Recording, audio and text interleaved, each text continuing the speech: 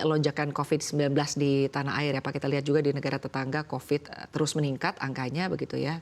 Namun untuk jumlah dan juga ketersediaan rumah sakit nampaknya masih boleh dibilang dapat dikendalikan. Anda sendiri melihatnya dampaknya Pak, artinya untuk ke tanah air akan seperti apa? Utamanya kalau kita lihat ini kan sesaat lagi kan ada libur Natal dan juga Tahun Baru Pak Sarman, silakan. Ya, tentu memang bagi kita pengusaha isu COVID ini juga masih isu-isu yang mengkhawatirkan ya dalam hal ini. Tapi harapan kami dengan jumlah masyarakat kita yang sudah divaksin dan kita lihat juga pemerintah juga sudah melakukan langkah-langkah yang proaktif, kita harapkan bahwa isu COVID ini yang baru ini tidak mengganggu jalannya libur Natal dan Tahun Baru tahun ini. Karena kita sangat berharap libur Natal Tahun Baru ini akan mampu juga menggerakkan ekonomi kita, dan kita tahu bahwa momentum Natal Tahun Baru ini juga menjadi salah satu perputaran uang terbesar juga di Indonesia setelah Idul Fitri dalam hal ini. Jadi kita berharap memang bahwa masyarakat kita juga supaya tetap waspada, tetap prokes dalam hal ini, sehingga kita harapkan nantinya pemerintah tidak melakukan pembatasan-pembatasan ketika nanti masyarakat kita sudah merencanakan untuk melakukan perjalanan Natal dan Tahun Baru dalam hal ini. Itu menjadi harapan kita. Baik, artinya gerak perekonomian semoga tidak terhambat begitu ya Pak dengan adanya lonjakan dari COVID-19 Iya, di tanah air. karena kita sudah punya hitung-hitungan bahwa potensi perputaran uangnya cukup besar dalam hal ini. Baik, terima kasih Pak Sarman. Saya ingin ke Pak Roy. Pak Roy, menanggapi apa yang disampaikan oleh Pak Sarman begitu, harapannya mungkin kalau dari sisi pengusaha adanya COVID-19 ini atau peningkatan kasus ini mungkin tidak menghambat ya Pak gerak dari perekonomian. Tapi kalau dari kacamata Anda sendiri Pak Roy, seberapa besar dampaknya kepada perekonomian di tanah air? Ya, terima kasih. Tentunya apa yang terjadi saat ini dari kementerian terkait kesehatan sudah memberikan gambaran jelas untuk masyarakat mulai bersikap, ya, bersikap antisipatif. Jadi bukannya sudah kena kemudian baru bersikap, tapi sebelumnya. Nah, ini baik sekali karena penataan untuk COVID kita itu sudah tentunya melalui pengalaman yang baik, sehingga saat ini kita berharap COVID-nya tidak meningkat ya, walaupun kemarin dinyatakan oleh Dirjen Pencegahan dan Pengendalian Penyakit Menular bahwa ada sekitar 30-40 kasus ya yang terjadi, dan ada 60-130-an orang yang dirawat. Artinya ini masih jauh sekali dibanding dengan pada saat meledaknya COVID itu hampir sekitar 4.000 kasus perharinya. Nah, jadi kondisi ini kita harus jaga. Kemudian yang kedua, tentunya ini yang perlu juga peningkatan vaksinasi juga harus tetap berjalan ya. Kalau kita lihat di situsnya Kemenkes bahwa vaksinasi sekarang sudah hampir 235 juta orang.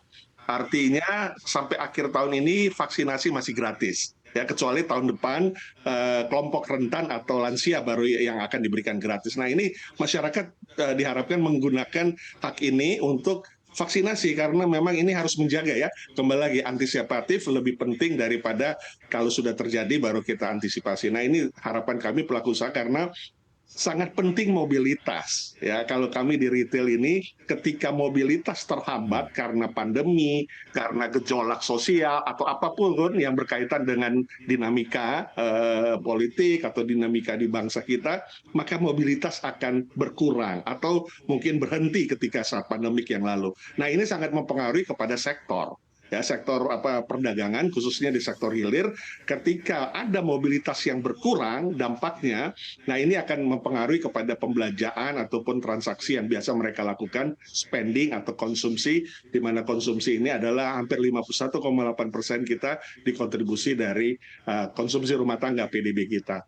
Nah, ini yang perlu menjadi catatan untuk antisipasi. Baik Pak, artinya memang tetap menjaga protokol kesehatan dan bagi yang belum melakukan booster untuk segera melakukan vaksinasi booster begitu ya Pak. Tapi kalau dari sisi pengusaha sendiri Pak, langkah-langkah antisipatif apa yang dilakukan jika nanti ternyata kasus COVID-19 ini terus meningkat Pak?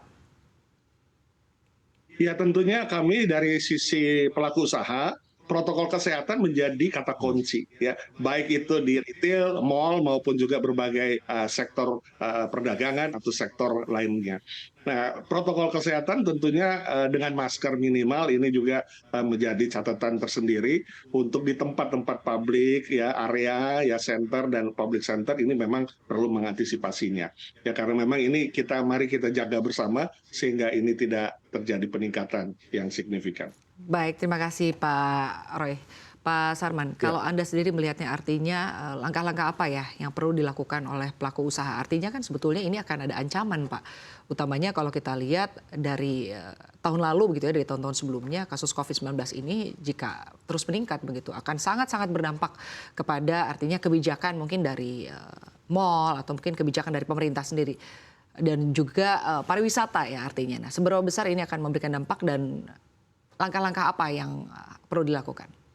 Ya, tentu kalau kita berkaca pada 2020 sampai pertengahan 2021, tahun 2021 ya, memang kita lihat bahwa kasus COVID ini kan sangat-sangat menekan perekonomian kita. Bukan hanya Indonesia, dunia bahkan ya. Bahkan kita sempat sampai minus dalam hal ini.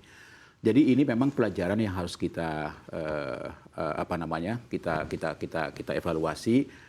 Bagaimana dengan adanya varian baru ini, yang pertama adalah masyarakat sebagai konsumen, yang kedua adalah sebagai pelaku usaha mau tidak mau bahwa prokes ini harus menjadi budaya kita dalam hal ini. Nah, jadi kita berharap nanti dalam masa libur Natal tahun baru ini supaya masyarakat juga tetap konsisten untuk melaksanakan prokes.